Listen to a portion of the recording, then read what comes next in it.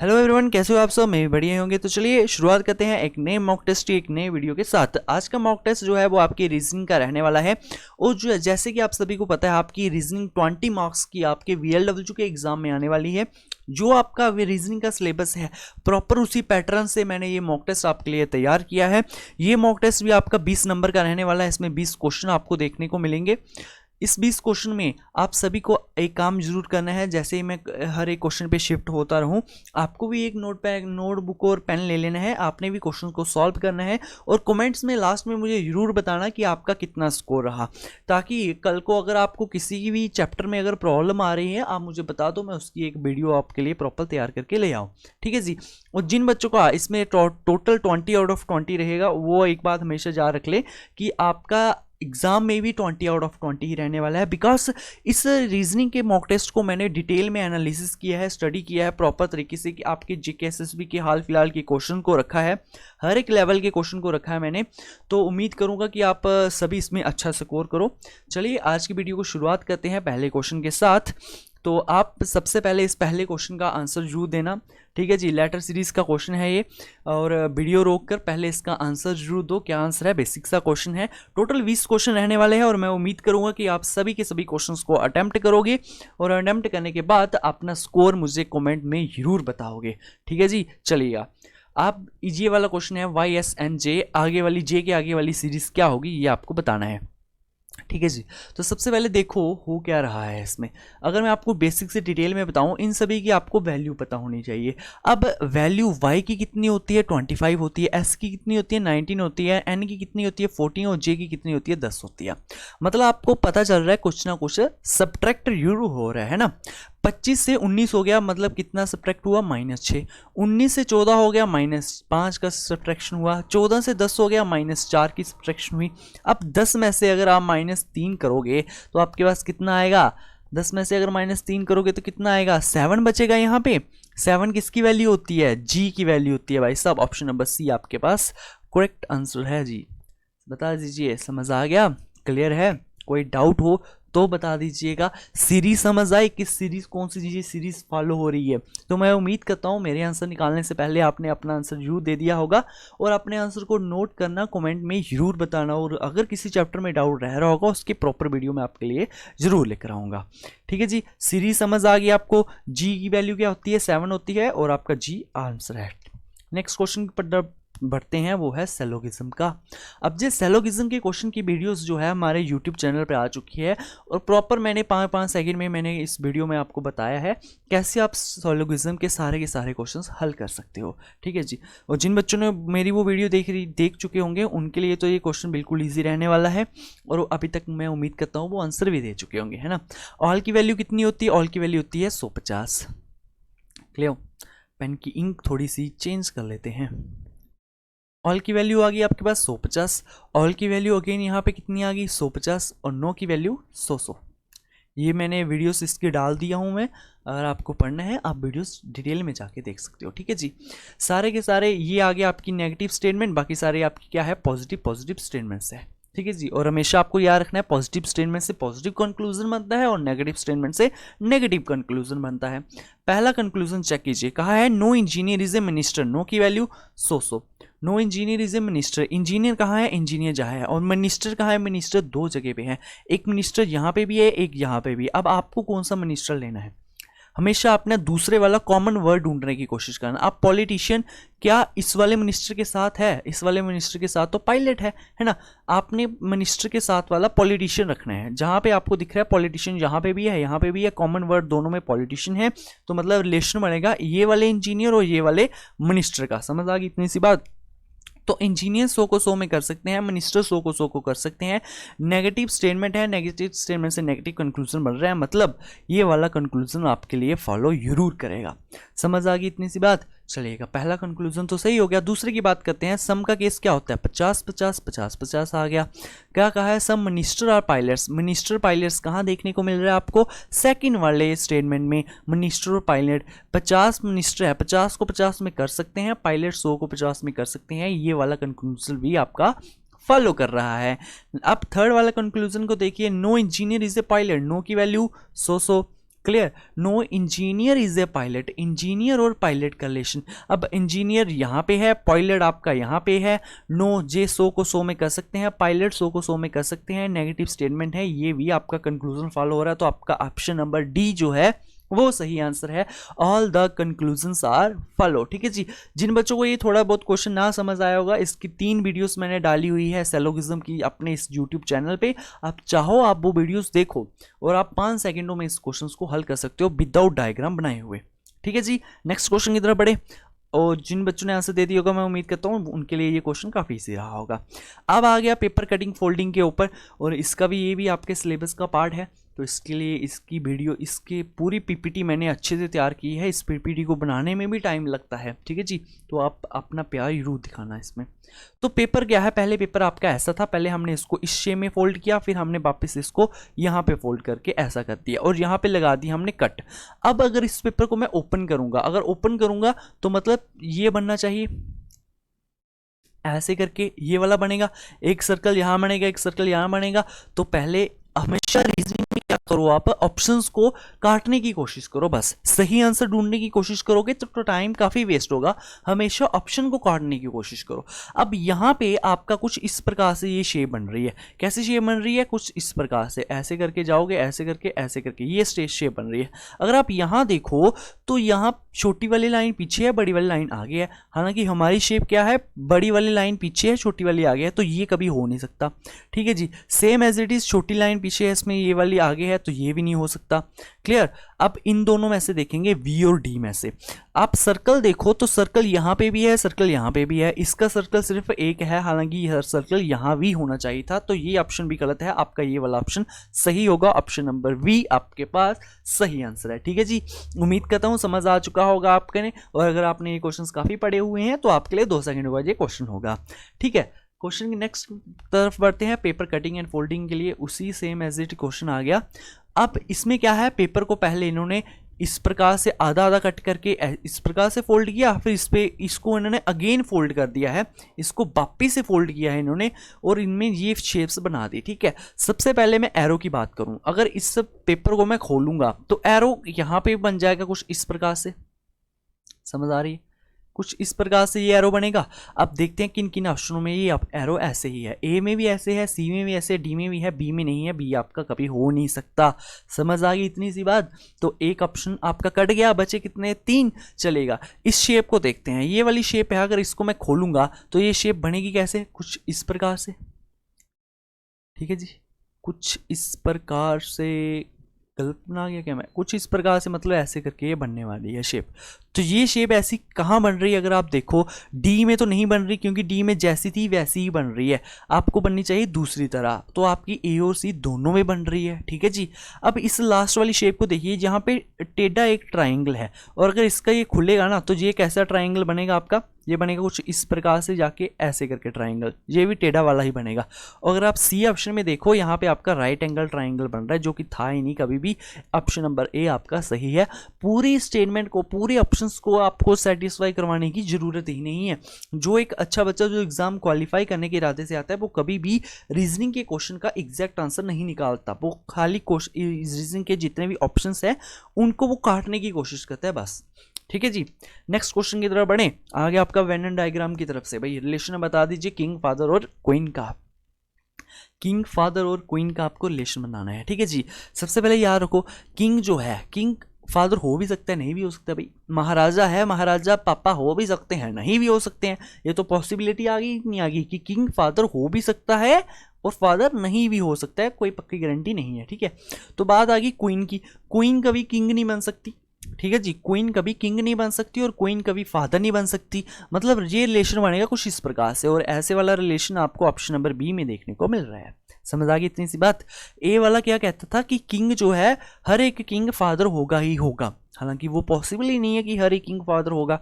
सी वाला क्या कहता है कि किंग फादर हो भी सकता है, नहीं भी हो सकता है। क्वीन फादर हो भी सकती है, नहीं हो सकती है, हालांकि क्वीन फादर कभी भी नहीं बन सकती।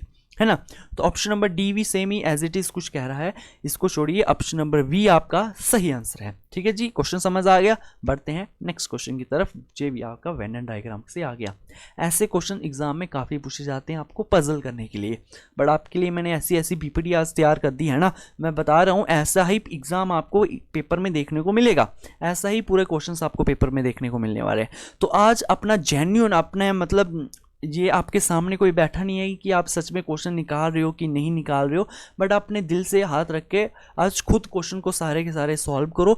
मेरे सॉल्व करने से पहले वीडियो को रोक लो, ताकि आप अपना स्कोर चेक कर पाओ कि आपको कितना आता है कितना नहीं आता है, और जहां आपका डाउट रह रहा है वहां हम आपके साथ खड़े हैं, वो चैप्टर आपको पूरा डिटेल में हम पढ़ाएंगे। चलिएगा, क्या कहा है इस वेन डायग्राम में, hexagon stands for captains. Hexagon क्या होता है, जिसकी 6 साइड्स होती है। अब हेक्सागन कौन सा है, ये वाला जो दिख रहा है आपको, ठीक है जी, ये कुछ इस प्रकार से बना हुआ, इसे हम क्या कहते हैं, हेक्सागन कहते हैं। अब then triangle stands for girls, जो ट्राइंगल है उसमें गर्ल्स है, रेक्टेंगल में टॉपर्स है, और आपके सर्कल में सोशल एक्टिविस्ट है। ये इन्होंने बातें कही है। क्वेश्चन क्या पूछा है, मेन क्वेश्चन पे आ जाओ। क्वेश्चन ये आ गया आपके पास, क्वेश्चन में पूछा गया है how many girls are toppers and the captains also. Girls जो है वो टॉपर भी होनी चाहिए और कैप्टन्स भी होनी चाहिए। सबसे पहले गर्ल्स है कहाँ, गर्ल्स आपकी है ट्राइंगल में। चलिएगा भाई, इस ट्राइंगल में आती हैं आपकी गर्ल्स, ठीक है। अब मतलब आपको किस किस जो फिगर को देखना है, गर्ल्स की आगे ट्राइंगल, यहाँ पे आगे ट्राइंगल, टॉपर्स कहाँ पे बैठे हैं, टॉपर्स बैठे हैं रेक्टेंगल में, रेक्टेंगल आ गया, और कैप्टन्स कहाँ पे आ गया आपके, कैप्टन्स आ गया आपके हेक्सागन में। ठीक है जी, कैप्टन्स आ गए आपके हेक्सागन के। आपने सिर्फ इन 3 फिगर्स को देखना है, और तीनों फिगर में जो कॉमन डिजिट्स हैं वही आपका आंसर है। ये बात आपने डायरेक्ट देख ली, ठीक है, इतना तामझाम नहीं करना होता, डायरेक्ट 3 फिगर को बना लो, तीनों में जो कॉमन है। अब तीनों में जो कॉमन है, आप सबसे पहले देख सकते हो 5 हेक्सागन में भी आ रहा है, 5 ट्राइंगल में भी आ रहा है, और 5 रेक्टेंगल में भी आ रहा है, आपका 500 आ गया। और अगर आप देखो तो 8, ये 8 हेक्सागन में भी है, 8 ट्राइंगल में भी है, और 8 रेक्टेंगल में भी है, तो 8 भी आ गया। और कोई डिजिट अगर आपको हो तो बता दीजिए भाई। अगर मैं बात करूं इसकी 9 की, तो 9 जो ट्राइंगल में है, रेक्टेंगल में है, बट हेक्सागन में नहीं है। अगर मैं बात करूं 7 की, 7 हेक्सागन में है, ट्राइंगल में है, बट रेक्टेंगल में नहीं है। तो आपका सिर्फ यही 5 और 8 आपका जो है, यही आपका आंसर होने वाला है। 5 + 8 आपके पास कितना होता है, 13 होता है। ऑप्शन नंबर बी आपके पास सही एग्जैक्ट आंसर है भाई। ठीक है जी, उम्मीद करता हूँ आपने ये इसका भी आंसर दे दिया होगा। बिल्कुल सिंपल से क्वेश्चन है, जिन बच्चों ने पढ़ा होगा पहले से उनके लिए बिल्कुल इजी से क्वेश्चन रहने वाले हैं। ठीक है जी, तो मैट्रिक्स आ गया अब आपका, इसका भी स्पेशल आपको सिलेबस में मेंशन किया हुआ है, तो आपके लिए हमने टेबल बना के रेडी कर दिया है। इसके क्वेश्चन किस प्रकार से पूछे जाते हैं आपने वो देखना है। अगर आपने मैट्रिक्स अभी तक नहीं पढ़ा तो डोंट वरी, आपको मैं इसको डिटेल में समझा देता हूँ। ठीक है, मैट्रिक्स में बेसिकली होते क्या है, ये छोटे छोटे जो बॉक्सेस बने हैं इनको हम क्या कहते हैं, सेल्स कहते हैं। ठीक है जी, जो बॉक्सेस बने हैं इनको हम क्या कहेंगे, सेल्स कहेंगे। ठीक है, इनमें बहुत सारे सेल्स हैं। ठीक है जी, अब इसमें एक, इन सेल्स में क्या होता है, जब सारे सेल्स मिल जाते हैं ना, थोड़े बहुत सेल्स मिल जाएं तो वो बना देते हैं रोज और कॉलम्स। ठीक है जी, अब रोज कौन सी होगी, रोज वो होगी जो हम इस साइड से देखेंगे, और कॉलम्स कौन से होंगे जो हम नीचे को देखें, वो कॉलम्स हैं। इस साइड से मतलब देखेंगे तो क्या कहूँगा मैं, अब इस सेकंड रो में क्या क्या है, 0 है, A है, P है, O है, R है, H है, ये सारे के सारे सेकंड रो में आ रहे हैं ना। तो इस कॉलम में, लास्ट वाले कॉलम में क्या क्या है, 4 है, H है, A R P O, ये सारे के सारे कॉलम में आ रहे हैं इस वाले। ठीक है, तो रोज और कॉलम मैं उम्मीद करता हूँ आपको समझ आ गया होगा। रोज क्या होती है, कॉलम क्या होती है। रोज वो होती है जो इस साइड से हम काउंट करें, और कॉलम्स क्या होते हैं जो हम ऊपर से नीचे की तरफ काउंट करें, वो कॉलम बन जाएगा। ठीक है जी, समझ आ गया इतना सा बात। ओके, अब क्वेश्चन कैसे होता है, क्वेश्चन को कैसे सॉल्व करना होता है। आपको कहा गया है फेस, और आपकी इनकी ये वैल्यूज दे दी गई है। ठीक है जी, तो आपको क्या कहा गया, आपको कहा गया एफ कहाँ पे है, एफ आपका 67 में है। अब 67 क्या आ गया, जो पहले वाला डिजिट होगा वो होगा रो, और जो सेकंड वाला डिजिट होगा वो आपका कॉलम होगा। आपने ये चेक करवाना है क्या एफ अगर आपका 6 रो है 7 कॉलम है, 6 रो है 7 कॉलम है, क्या उसमें सच में एफ है कि नहीं है।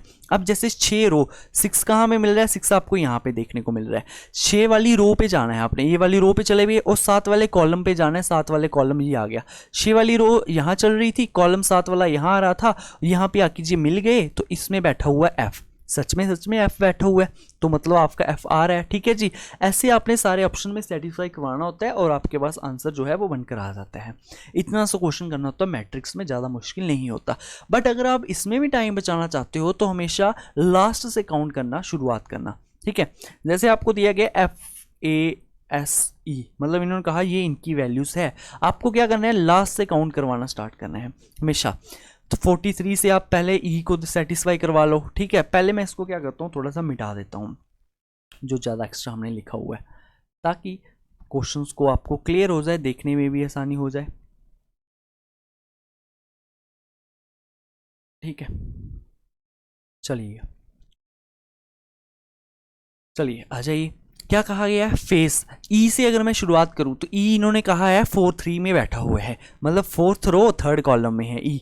फोर्थ रो जे आ गई आपके पास, वो थर्ड कॉलम में है ई, मतलब ये जहाँ पे आके मिल रहा है यहाँ पे मिल रहा है, तो ये तो सही कह रहा है ये। चलो ये ऑप्शन हो सकता है ए। बी की बात करूँ तो 1-1 में कहा है इन्होंने ई है, 1-1 जहाँ से चल रहा है 1 यहाँ पे आ रहा है, यहाँ पे आके मिले, और यहाँ पे भी ई है, ये भी सही हो सकता है। सी ऑप्शन की मैं बात करूँ तो इन्होंने कहा 2-2 पे ई है, 2 जहाँ है 2-2 पे ई है, ये भी सही है। तो डी ऑप्शन की बात करूँ, इन्होंने कहा 31 पे ई है, 3 और 1। 3 की अगर मैं बात करूं, 3 जहां तक चला 1 आया, वहां 1 जहां तक चला और जहां पे ये आके मिले ओ पे, और जहां पे ई तो नहीं बन रहा, तो आपका ऑप्शन डी यहां से निकल गया। समझ आ गई। रीजनिंग में क्या करो, हमेशा ऑप्शंस को काटो, ऑप्शन को गलत साबित करो, सही वाला खुद निकल कर आ जाएगा। ठीक है, ए बी सी। अब आपके पास 3 ऑप्शन बचे, डी वाला ऑप्शन आपका चला गया।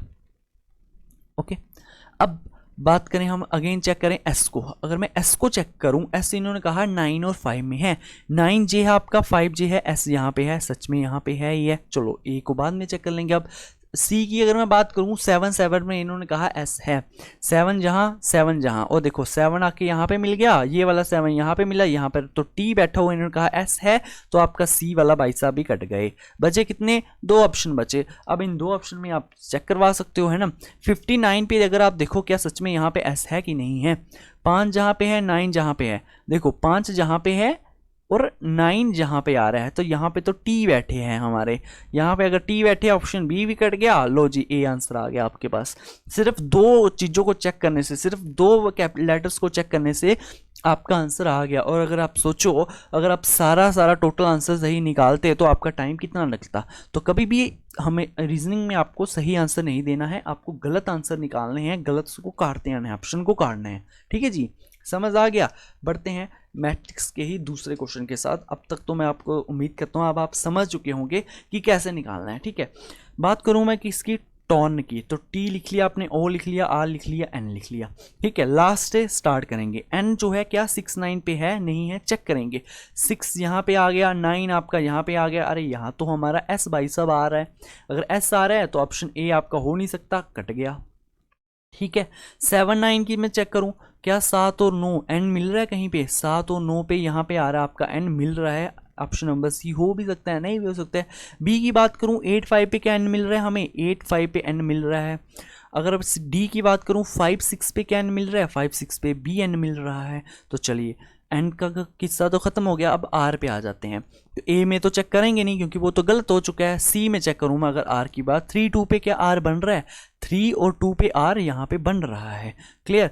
4-2 पे क्या आर बन रहा है, 4 और 2 की बात करूँ तो आर यहाँ नहीं बन रहा, यहाँ तो ए बन रहा है। ऑप्शन बी आपका कट गया, ऑप्शन बी आपका चला गया भाई। अब नहीं 4-2 पे हमने, हाँ 4-2 पे आर चेक करना है। ठीक है, 1-1 पे क्या आर बन रहा है, 1 और 1 पे आ नहीं बन रहा, ई बन रहा है। आपका ऑप्शन नंबर सी जो है वही सही आंसर है। समझ आ गई इतनी सी बात भाई, बता दीजिए। कोई डाउट अगर आपके पास रहा हो, कोई समस्या हो तो आप बता सकते हो। अभी तक मैं उम्मीद करता हूँ मैट्रिक्स तो आपको क्लियर हो चुका होगा प्रॉपर तरीके से, है ना। अभी इसका अगर क्वेश्चन एग्जाम में आ भी जाए तो आप कभी भी घबराओगे नहीं। अब आप इसे आ जाते हैं आपके एक लेटर सीरीज के क्वेश्चन के ऊपर। तो अब इस क्वेश्चन का मैं उम्मीद करता हूँ आप आंसर दे सकते हो। हमेशा क्या करना है आपने, आपको इनकी प्लेस वैल्यू पता होनी चाहिए। जैसे जेड की वैल्यू कितनी होती है, 26 होती है। एक्स की कितनी होती है, 24 आ गई। वी की कितनी आ गई, 22 आ गई। टी की कितनी आ गई, 20 आ गई। आर की कितनी आ गई, 18 आ गई। आपको क्या दिखने को मिला, 26 से 24 हुआ, 24 से 22 हुआ, 22 से 20 हुआ, -2 हो रहा है। अब 18 से -2 करेंगे तो 16 आएगा। 16 की वैल्यू कितनी होती है, पी होती है। तो जहाँ जहाँ पे पी नहीं है वो ऑप्शन तो आपके कट गए ना। आपके पास सिर्फ ए और सी ऑप्शन बचा, इनको आपने हमने अभी चेक करना है। अगर मैं बात करूं अवी की वैल्यू होती है 22, आर की कितनी होती है 18, माइनस कितना हुआ भाई साहब, माइनस हुआ 4। 18 से अगर हम एन की तरफ बढ़े, एन की होती है 14, माइनस 4 यहाँ पे भी होगा, माइनस 4 यहाँ पे भी होगा, माइनस 4 यहाँ पे भी होगा। अब एफ की कितनी होती है, एफ की 6 होती है। 6 में से 4 निकालोगे बच्चेगा 2 वैल्यू किसकी होती है, बी की होती है। ऑप्शन ए आपके पास सही आंसर है भाई। देख लीजिए भाई, सीरीज आपको बनाना आनी चाहिए, बहुत इजी होती है, इसमें इतना कोई घबराने वाली बात नहीं होती। ठीक है जी, क्वेश्चन समझ आ गया। बढ़ते हैं अब आके कोडिंग डिकोडिंग के क्वेश्चन के ऊपर। अब इसको भी वीडियो रोक कर मैं चाहूँगा कि आप सॉल्व करो, ताकि आपको पता चल जाए नया वाला जो आजकल पैटर्न चल रहा है वो क्या चल रहा है ट्रेंडिंग में। ठीक है जी, तो देखिए ट्रैवल की बात की गई है, TRAVEL। ट्रैवल के सामने रखा गया है किसको, SUBMF को रखा गया है ट्रैवल के सामने। देखिए अब आपको समझ आ सका होगा पैटर्न क्या फॉलो हो रहा है। अगर आप देखो T से S जा रहा है, -1 हो रहा है। ठीक है, R से अगर आप देखो U जा रहा है, R से U जा रहा है मतलब प्लस हो रहा है। प्लस कितना हो रहा होगा, +3 हो रहा है। ठीक है, +3 हो रहा है, जो कि कोई पैटर्न बनता हुआ हमें नज़र नहीं आएगा आपको। अगर आपको यहाँ पैटर्न बनता हुआ नज़र नहीं आए, फिर आप एक काम करो, पेयर्स बना लो 2-2 के। अगर 2-2 के ना बने 3-3 का पेयर बना लो। अगर मैं 2-2 का पेयर बनाऊं तो T में +1 करूंगा U बन जाएगा, R में +1 करूंगा तो क्या बन जाएगा, S बन जाएगा। A में +1 करूंगा V बनेगा, V में +1 करूंगा W बन जाएगा, ये +1 का पेयर बन गया। ठीक है, ये भी +1 का पेयर आ गया, L का M आ गया +1 का। मतलब आपको पैटर्न समझ आ गया। अगर पैटर्न समझ आ गया तो हम FROZEN को क्या हम बना सकते हैं कि नहीं बना सकते, बता दीजिए भाई। ठीक है, F के बाद क्या आता है, EFG आ गया आपका जहाँ पे। R के बाद क्या आता है, S आता है। SG जहाँ जहाँ पे दिख रहा है आप वो लिखोगे। अब D में आपका नहीं बनेगा, यहाँ पे TG बन रहा है। ठीक है जी, आपका ऑप्शन नंबर D तो चला गया। O के बाद क्या आता है, P आता है। Z के बाद क्या आता है, A आता है। SGAP यहाँ पे बन रहा है, वही आपका ऑप्शन सही है। बाकी सारे के सारे गलत हो गए, आपको आगे वाला निकालने की ज़रूरत नहीं है। हमेशा टाइम बचाओ भाई। रीजनिंग में बता दूँ आपका, इतना आपका मैथ जो है वो कभी भी एग्जाम में टाइम नहीं लेता जितना रीजनिंग ले जाती है। तो रीजनिंग में जितना हो सके वहाँ पे आपको टाइम बचाने की कोशिश करनी है। जो कहते हैं ना रीजनिंग बहुत इजी है, बहुत इजी है। हाँ मैं मानता हूँ मेरे भाई इजी है, बट अगर आप बिना इस पर प्रैक्टिस किए जाओगे ना तो आपका काफ़ी टाइम खा जाएगी। इसमें आपको ट्रिक्स की ज़रूरत होती है। ठीक है, चलेगा क्वेश्चन की तरफ बढ़ते हैं। आगे आपका डायरेक्शन डिस्टेंस का क्या कहा है इसमें कि गौरव क्या करता है, एग्जिट करता है from the back door of his north facing house. उसका एक घर है, उसका घर है, बंगला है जहाँ पे वो रहता है। उस घर में ऐसे करके घर बना देता हूँ मैं, कुछ भी लाइक घर है उसका, और उसका घर का फेस कहाँ है, नॉर्थ की तरफ है। वो क्या हुआ, बैक वाले डोर से निकल गया। वो निकलेगा, अगर वो नॉर्थ की तरफ उसका घर है तो वो बैक डोर से निकलेगा। वो कौन सी डायरेक्शन में जा रहा होगा, साउथ की। अगर मैं डायरेक्शन का चार्ट बनाऊँ, इस साइड होता है आपका ईस्ट, यहाँ होता है आपका वेस्ट, यहाँ होता है आपका नॉर्थ, और जहाँ पे होता है आपका साउथ। ठीक है, नॉर्थ की तरफ घर था, बैक साइड से वो निकला तो वो मतलब साउथ की तरफ चला। अब साउथ की तरफ चला, कितना चला, 25 मीटर वो क्या हुआ, साउथ की तरफ चला। आप डायरेक्ट बिना डायग्राम बनाए हुए भी कर सकते हो। कैसे, लिख दो 25 मीटर कितना चला, साउथ चला भाई। ठीक है, फिर क्या हुआ, then he takes a left turn. अब नीचे जा रहा है, लेफ्ट किस साइड होगा उसका, इस साइड, मतलब वो ईस्ट वाली साइड चला गया। अब लेफ्ट टर्न लिया, कितना चला, 36 मीटर उसने क्या किया, लेफ्ट चला वो। फिर क्या हुआ, देन अगेन टर्न्स लेफ्ट, फिर वो लेफ्ट हुआ तो नॉर्थ वाली साइड पहुंच गया। अब वो कितना चला, वो चला 47 मीटर नॉर्थ चला गया। फिर उसने क्या किया, देन अगेन क्या किया, उसने लेफ्ट टर्न लिया, मतलब वेस्ट वाली साइड चला गया, और कितना चला वहां पे, 36 मीटर चला। हमेशा क्या करना होता है, ऑपोजिट जो भी होते हैं उनको काटो, माइनस कर दो, उनको सब्ट्रैक्ट करना है भाई। ठीक है, ईस्ट और वेस्ट क्या है, ऑपोजिट है। ईस्ट 36, वेस्ट 36 कट गया, 0 हो गया भाई। ठीक है, नॉर्थ और साउथ की अगर मैं बात करूं, ये ऑपोजिट है, तो नॉर्थ और साउथ को अगर मैं माइनस करूं भाई, 47 में से 25 निकालोगे तो कितना बचेगा, 22 बचेगा। अब नॉर्थ लिखोगे, यहाँ साउथ लिखोगे तो क्या लिखोगे, जो बड़ी है, जिसकी वैल्यू बड़ी है उसी को साथ में लिखना होता है। वैल्यू 47 किसकी है, नॉर्थ की है, वो बड़ी है, तो जहां आप लिख दोगे नॉर्थ, कितना वो चला, 22 किलोमीटर नॉर्थ। आप क्या कहोगे, ऑप्शन नंबर सी आपके पास सही आंसर है। बताओ समझ आ गया, जा कोई अभी भी डाउट है बताओ भाई। अरे रीजनिंग है, खेल जाएंगे, आपको मैथ्स में मैंने खेलना सिखा दिया। ज्योमेट्री का इतना अच्छा चैप्टर स्टार्ट हुआ था, उसका रिस्पांस नहीं आया कुछ भी, तो अभी वो चैप्टर फिलहाल होल्ड पे रखा है मैंने। जब डिमांड आएगी ज्योमेट्री की तो उसको भी प्यार करवाएंगे आपको, डोंट वरी। अब कोडिंग डिकोडिंग अगेन क्या कहा है कि लोड है, लोड को क्या कोडेड किया गया है, लोड है आपके पास LOAD, बहुत बड़ा लोड है भाई। लोड को क्या कोड किया गया है कि 27241613 आपको ये कोडिंग की गई है। अब ये पैटर्न है नया वाला पैटर्न जो कि हाल फिलहाल के एग्जाम में आ रहा है, ट्रेंडिंग पे आ रहा है, जो पैटर्न नया पैटर्न निकल कर आया है, ठीक है। तो सबसे पहले मैं चाहूंगा भाई वीडियो को रोको, सॉल्व करने की कोशिश करो, कौन सा पैटर्न है, पैटर्न ढूंढो और आंसर देना। अगर नहीं दे पाए तो भाई तो भी सीख लेना यार वीडियो चला के, है ना। बट यह कि अपना स्कोर जरूर कमेंट में बताओ यार, ताकि पता तो चले कि कितना आता है आपको, आप भी अपना लेवल चेक कर सको। फिर इसी तरह आपके कंप्यूटर्स के मॉक टेस्ट लाऊंगा, इंग्लिश के लाऊंगा मैं आपके, आपका GS के आ जाएंगे, आपके मैथ्स के जो अभी आ भी रहे हैं और भी आएंगे। उससे क्या होता है, आपको अपना लेवल देखने को मिलेगा। और फिर जिस चैप्टर में डाउट आ रहा होगा, जो क्वेश्चन नहीं सॉल्व हो रहा होगा, उसको आप भी कमेंट करके बता सकते हो कि सर ये पढ़ा दो, फिर उसमें भी आपको हम आप धुरंधर बना देंगे आपको, है ना। तो घबराने की ज़रूरत नहीं है भाई, एग्ज़ाम है, क्वालिफाई करना है, जॉब लेनी है यार, एक सीट तो पक्की करनी है ना अपनी, ठीक है। चलो लोड है। अब भाई ये वाला नया पैटर्न जो देखने को मिला, मैंने कहा कि ये क्वेश्चन डालना ज़रूरी है, ताकि आपको यूट्यूब पे और भी बहुत सारे पैटर्न मॉक टेस्ट में देखने को मिल रहे होंगे, बट ये वाला पैटर्न बहुत कम देखने को मिलेगा, और शायद हो सकता है आपके एग्ज़ाम में आ जाए, क्योंकि ये नया पैटर्न आया है। जब भी कोई नई चीज़ आती है तो वो बिकती बहुत है भाई, इतनी बाजार ना, ठीक है जी। तो देखो लोड है। अब अगर इसमें आप पैटर्न खोजने की कोशिश करो तो L आप क्या कहोगे भाई, 12 है, 12 से 27 तो किसी तरह बन भी नहीं सकता, है ना। ये तो कोई गड़बड़ वाली बात होगी। अब क्या करें, अगर आप यहाँ देखो L की वैल्यू होती है 12, O की होती है 15, A की होती है 1, D की कितनी होती है 4 होती है भाई, ठीक है जी, समझ आ गया। D की कितनी आ गई, D की आ गई आपके पास 4। अगर आप ऐसा पैटर्न सोचो कि हाँ भाई L 12 है, 12 से +1 करेंगे 13 बन जाएगा, O 15 है, 15 से +1 करेंगे 16 बन जाएगा। बट अब आगे जाके क्या करोगे भाई, हाँ भाई बता दीजिए, A का 24 कभी बन पाएगा, जहाँ A से 27 बन पाएगा, A से 27 तो नहीं बन पाएगा, क्योंकि A की खुद की वैल्यू 27 है, +1 तो होगा ही नहीं, पैटर्न कोई फॉलो हो नहीं रहा। अगर ऐसा नहीं हो रहा, अब आप क्या करोगे, एक नया पैटर्न जो अभी हाल फिलहाल ट्रेंडिंग में चल रहा है, वो क्या पैटर्न है, उस पैटर्न को अब मैं बताता हूँ आपको।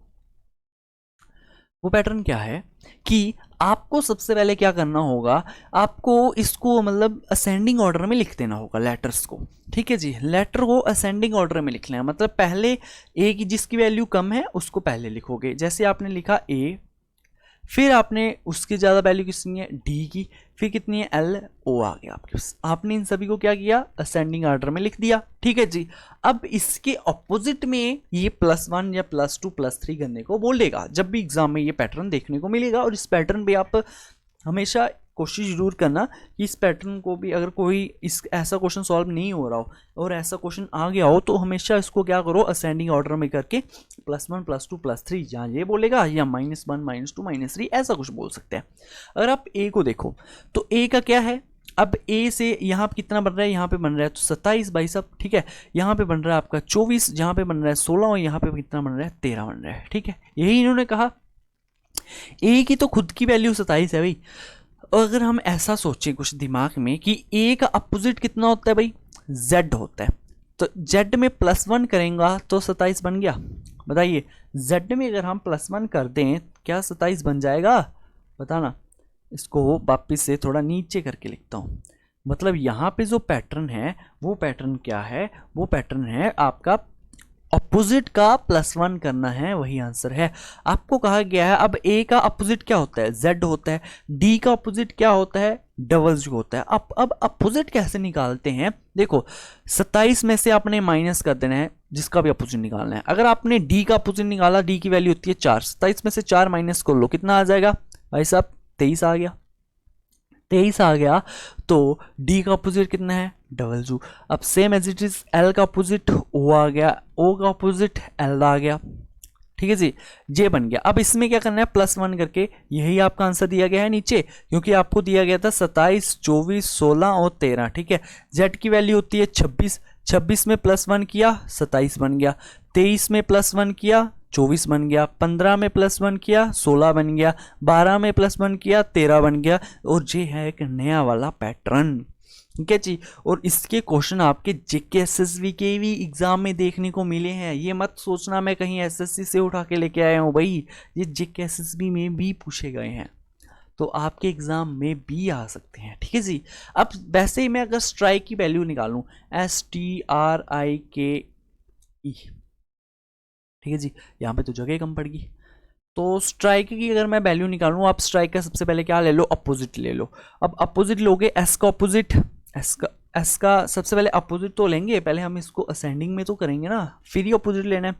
असेंडिंग में करेंगे, सबसे छोटा कौन है, ई है, ई को लिख लिया पहले, फिर आ गया आई, फिर आ गया के, फिर आ गया आर, फिर आ गया एस, फिर आ गया डी, ये लिख दिया हमने असेंडिंग ऑर्डर में। अब असेंडिंग ऑर्डर में लिख दिए तो अपोजिट भी लिखना पड़ेंगे इनके। अब आप अपोजिट भी लिखोगे इनके कि नहीं लिखोगे, बता दीजिए भाई। तो ई का अपोजिट मतलब 27 में से आप क्या कर दो, 5 माइनस कर दो, 5 माइनस कर दोगे तो कितना बच जाएगा आपके पास, 22 बचेगा। 22 में आपने क्या करना है, +1 करना है, मतलब 23 बना दिया, और 23 किसकी वैल्यू होती है, डबल की होती है, और आपको यहाँ वैल्यू नहीं पूछेगी फिलहाल, सिर्फ 2 3 ही लिखना है आपने लिख दिया 2 3 2 3 2 3, दो जगह में है, ए और बी में है, ठीक है। सी डी को हम काट देंगे।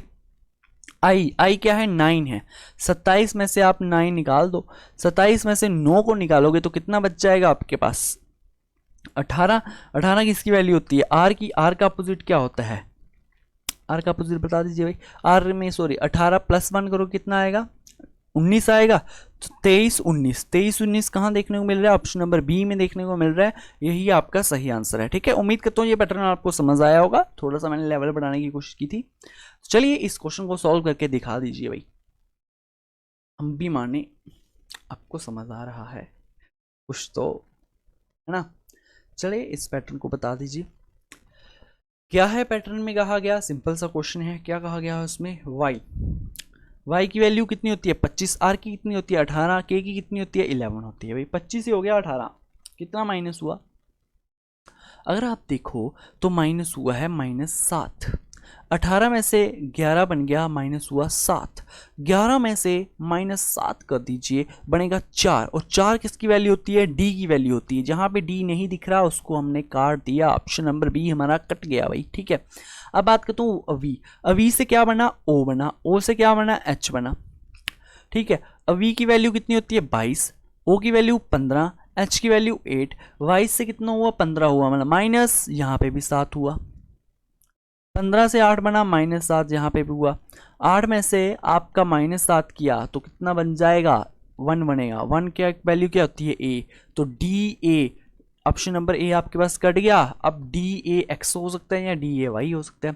लास्ट वाले को चेक करेंगे, एस से कितना बना, एल बना, अगर ऊपर वाले को मैं 2 मिनट सेकंड के लिए काटूं, आप ऐसे देख लो, एस से क्या बन रहा है, एल बन रहा है, एस की वैल्यू 19 होती है, एल की वैल्यू 12 होती है, इसमें भी क्या हुआ -7 हुआ, तो ई की वैल्यू होती है 5 में से -7 कर दो आप, 5 में से आपने कितना करना है, -7 करना है, मतलब आ जाएगा -2, और -2 किसकी वैल्यू होगी, y की, ठीक है जी, y की वैल्यू होती है -2, तो आपके पास ऑप्शन नंबर डी जो है वो आपका सही आंसर होगा, ठीक है, DAY। अब इस क्वेश्चन को देख लीजिए, इसमें क्या करना होता है, आपने इस किसी भी इस साइन को बैलेंस करना होता है भाई, ठीक है, तो इसको भी हम करते हैं। अगर मैं ऑप्शन नंबर ए की बात करूं, ऑप्शन नंबर ए की अगर मैं बात करता हूं आपके सामने, तो आप देखोगे क्या देखने को मिल रहा है आपको कि भाई पहले आपने हमेशा क्या करना, जब भी आपने साइन को आपने इसमें ऐड करना होता है ना, तो हमेशा फोकस होना चाहिए आपका किस पे, डिवाइड पे फोकस होना चाहिए। आपने सबसे पहले आपने देखना है कि जो चीज़ हमें दिख रही है क्या वो डिवाइड हो रही है नहीं हो रही है। अगर आप यहाँ पे देखो पहले हर एक की जगह डिवाइड ही है, इट मीन्स हमारा क्वेश्चन ईजी होगा, ज़्यादा मुश्किल नहीं होगा, ठीक है। यहाँ पे तो आ गया आपका डिवाइड, जो कि हर एक ऑप्शन में दिया गया है, और 252 डिवाइडेड बाय अगर 18 करूँ तो बनता है 18, कितना बन गया 18 बन गया। यहाँ पे तो 18 है ही है, ठीक है। अब ऑप्शन नंबर ए को अगर मैं सेटिस्फाई करवाऊँ तो यहाँ पे दिया multiply plus is equal to minus. Clear, multiply है प्लस है इज इक्वल टू माइनस है। अब देखो 18 का 8 गुना करोगे फिर प्लस 100 करोगे, मतलब कुछ बड़ी वैल्यू आएगी। इज इक्वल टू आगे देखो अगर आप तो छोटी टर्म 16 है, बड़ी टर्म 60 है और बड़ी टर्म के साथ नेगेटिव साइन लगा है। अगर हम इसको माइनस भी करते हैं तो आंसर हमारा नेगेटिव में आएगा, जो कि इक्वेशन बैलेंस नहीं होगी। अब इक्वेशन बैलेंस का क्या मतलब है, इज इक्वल टू के जो राइट हैंड साइड है जो लेफ्ट हैंड साइड है वो सारे के सारे बराबर होने चाहिए। अगर यहाँ 26 है तो यहाँ पे भी 26 होना चाहिए। ये होता है इक्वेशन बैलेंस करने का मतलब आपका ऑप्शन नंबर ए तो हो नहीं सकता, नेगेटिव दे रहा है ये। ऑप्शन नंबर बी की अगर मैं बात करूं, बी में क्या है मल्टीप्लाई प्लस और यहां पे क्या होगा इसका माइनस दे दिया गया है। यहां पे है माइनस और यहां पे क्या है आपका इजिकल टू दे दिया गया है, यहाँ पे आपको इजिकल टू दे दिया गया है। चलो ये भी चेक कर देते हैं। अब क्या है 18 का 8 गुना करोगे मतलब लगभग आएगा आपके पास 144। 144 में आप प्लस 100 करोगे 244 आ गया और 244 में से 16 निकालोगे कभी भी 60 नहीं बनेगा। आपका ऑप्शन बी भी नहीं हो सकता भाई। सी की अगर मैं बात करूं, कहा है मल्टीप्लाई माइनस प्लस। अब यहां पे साइन चेंज हो गए, यहां पे आपके क्या हो गया, अरे भाई इरेजर जी एक्टिवेट क्यों नहीं हुए। अब इरेजर की बात करूं सिर्फ इतना सा ले लेते हैं,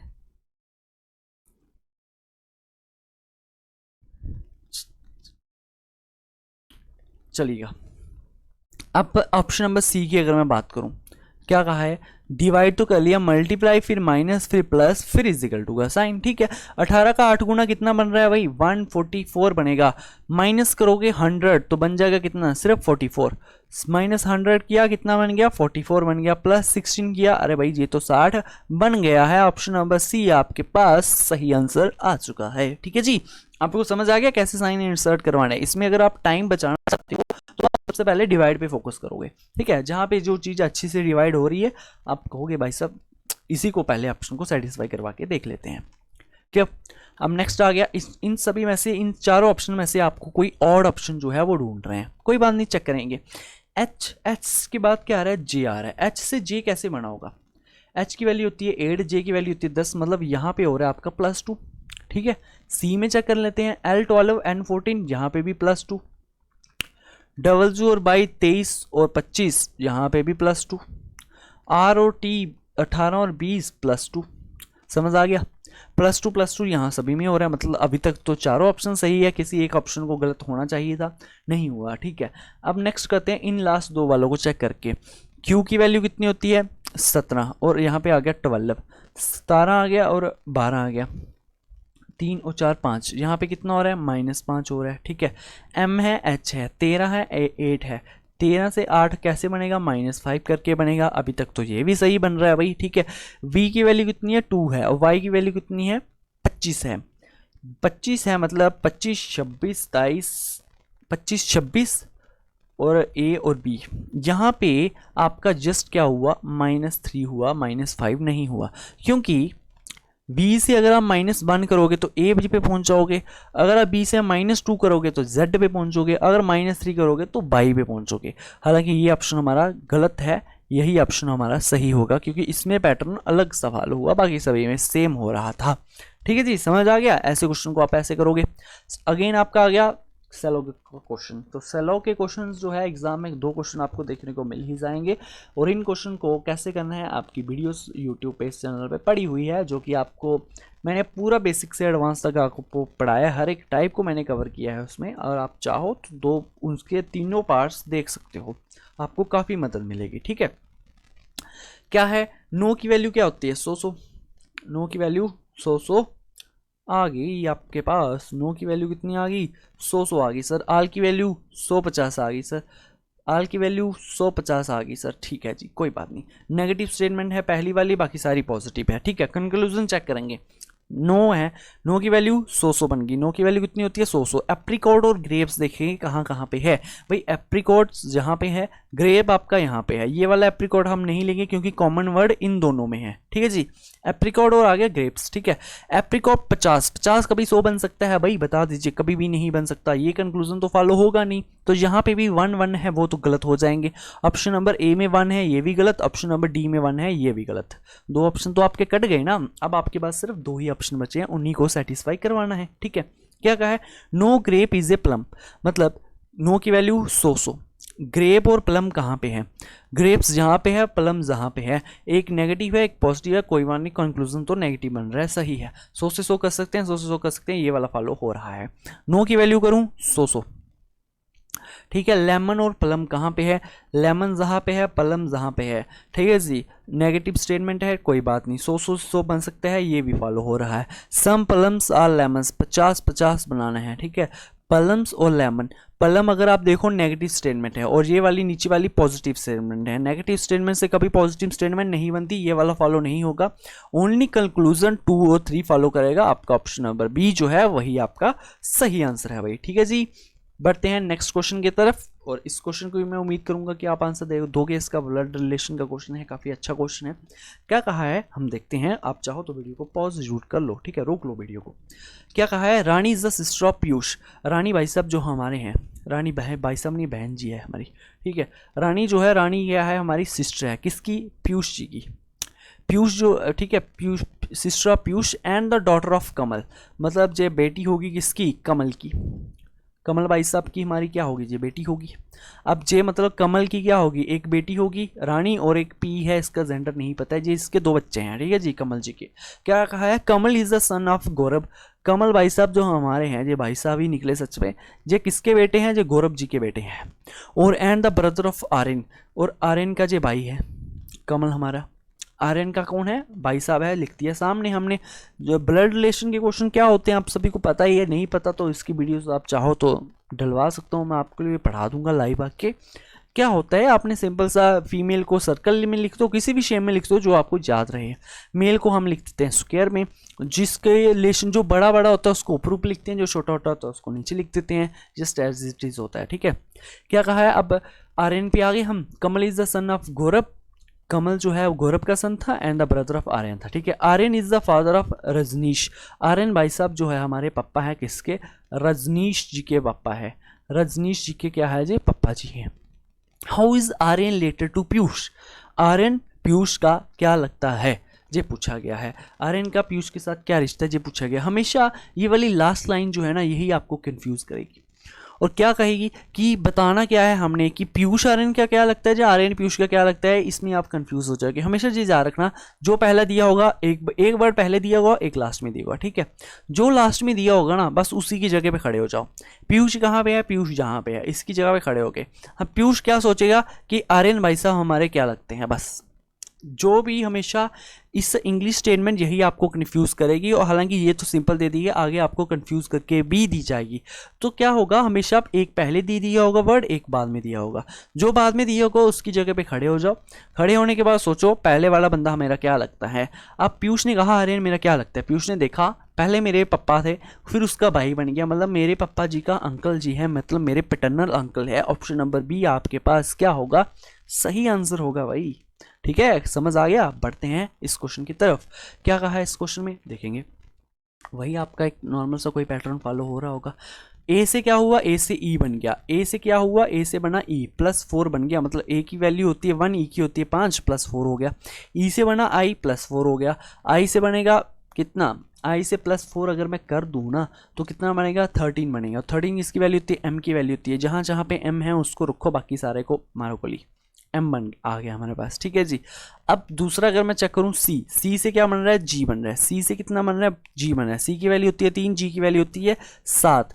3 से कितना बना, 7 बना, मतलब यहाँ पे भी +4 हो रहा है, यहाँ पे भी +4 होगा, तो यहाँ पे कितना आएगा, के की वैल्यू होती है 11। 11 में +4 करूँगा तो बनेगा ओ, एम ओ हमारे पास सही आंसर है। बी वाला भी गलत हो गया भाई, समझ आ गया। सेकेंडों में कैसे क्वेश्चन को हल करोगे, चलिएगा। ये वाला क्वेश्चन एक आपका लॉजिक बेस्ड क्वेश्चन होता है, इजी सा क्वेश्चन है, बिल्कुल इजी सा। आप चाहोगे तो इसको एक सेकंड में आंसर दे दोगे, ठीक है। क्या दिया गया है, इन्होंने बताना है एक ऐसा आपका रिलेशन है, इसी की तरह इन ऑप्शन में कौन सा ऐसा कोई रिलेशन बन रहा है, ठीक है। झारखंड रांची। झारखंड रांची, झारखंड क्या है, स्टेट है, रांची क्या है, उसी की कैपिटल है भाई, स्टेट की क्या है जी, कैपिटल है। झारखंड क्या है, रांची, झारखंड रांची, रांची क्या है, झारखंड की कैपिटल है। सेम मिजोरम की आइजोल होती है, कोहिमा तो नहीं होती ना। सिक्किम की गंगटोक होती है, ईटानगर नहीं होती। असम, असम की भी नहीं है भाई, जोरहत, ये कौन सा नया नाम आ गया कोई, ठीक है। मेघालय की आ गई शिलोंग, यही आपका आंसर जो है सही है, ऑप्शन नंबर डी आपके पास सही आंसर है। 1 सेकंड का क्वेश्चन था, कुछ इसमें एक्स्ट्रा नहीं था, ठीक है। अब मैं चाहूँगा आप इसको भी फॉलो करो, ठीक है जी। इस आपको जो दिया गया है कि पहला नंबर दूसरे नंबर के रिलेटेड होता है, सेम एज थर्ड वाला इसके रिलेटेड होता है, ठीक है। आपको रिलेशन जो बताना है क्या बन रहा है इसमें, क्या पैटर्न फॉलो हो रहा है, ठीक है। वीडियो को रोक के इसका आंसर भी दो, और मैं आपका स्कोर चेक करना चाहता हूँ, कमेंट्स में जरूर देना भाई, ठीक है। इसी से हमें मोटिवेशन मिलती है और इसी से हम डेली वीडियोस डाल पाते हैं, तो ज़रूर कमेंट्स में बताना, ठीक है। 16 से 8 कैसे बना, अगर आप देखो तो यहाँ पे क्या हो रहा है, डिवाइड बाय 2 हो रहा है, ठीक है। पर 11 से डिवाइड बाय 2 करोगे तो 6 तो कभी बनता ही नहीं है, मतलब ये वाला पैटर्न तो फॉलो नहीं हुआ भाई साहब, ये वाला पैटर्न तो फॉलो नहीं हुआ। अगर ये वाला पैटर्न फॉलो नहीं हुआ तो अगर ये वाला पैटर्न फॉलो नहीं हुआ तो कौन सा पैटर्न फॉलो होगा। अगर आप देखो मुझे यहाँ पे सिंपल सा चीज दिख रही है, क्या दिख रही है कि 16 में अगर मैं +4 कर दूं और डिवाइडेड बाय 5 कर दूं, ठीक है जी। 16 में +4 कर दूं डिवाइड बाय 5 कर दूं, कितना बन जाएगा, 4 बन जाएगा। मतलब उसी का ही 2 गुना कितना होगा, 8 होगा। पैटर्न समझ आया, पैटर्न समझ आया। और ये पैटर्न पे क्वेश्चन आते हैं, काफ़ी बार आए हुए हैं, कोई नई बात नहीं है, ठीक है जी। क्या हुआ है, 16 में +4 किया डिवाइडेड बाय 5 किया तो बन गया 4, और 4 का ही 2 गुना कितना है, 8 है। अगर मैं 11 की बात करूं, ठीक है, 11 की बात करूं, 11 में +4 करूं कितना बन जाएगा, 15। 15 को डिवाइड करूं 5 से कितना बनेगा, 3। 3 का 2 गुना क्या होगा, 6 होगा। पैटर्न बन गया कि नहीं बन गया, बता दीजिए भाई, बन गया ना। 21 में, अब 21 में +4 करूं कितना बनेगा, 25। 25 डिवाइडेड बाय 5 करूं कितना बनेगा, 5। 5 का इंटू 2 गुना कितना होगा, 10। तो 10 ही तो आपके पास आंसर है भाई, ऑप्शन नंबर सी सही आंसर। समझ आ गया, बता दीजिए भाई। तो यहाँ पे आपके 20 क्वेश्चन जो है वो खत्म हो जाते हैं। तो जितना भी मैंने आपको मॉक टेस्ट करवाया, जल्दी जल्दी में करवाया थोड़ा सा। अगर आप चाहते हो इसके डिटेल एक्सप्लेनेशन लेना, किसी चैप्टर में अगर आपको कोई डाउट आता है तो ज़रूर कमेंट्स में बताना हमें, हम उसके लिए ज़रूर आपकी एक क्लास ले लेंगे, ठीक है जी। Okay, thank you. अब मिलते हैं किसी नई वीडियो के साथ। इस वीडियो को शेयर करना अगर आपको पसंद आएगी, ठीक है जी। ओके मेरे भाई, बाय बाय।